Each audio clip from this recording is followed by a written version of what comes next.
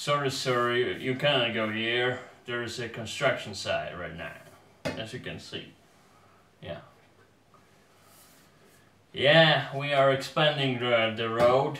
Yeah, you will be able to go right by here in a couple of months. That's the point of the expanding the road, right?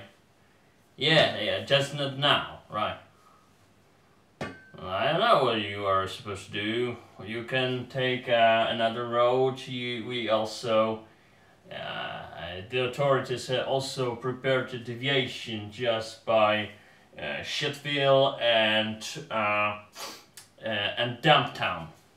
You can take this junction. Yeah. What? What do you mean? What word did I use? Deviation, yes, deviation, because you're going from the via and, you know, the street, the road. What?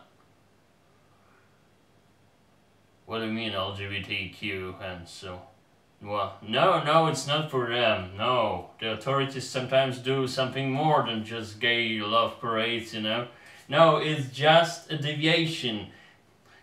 By the way, shame for you that you think about deviation in this way.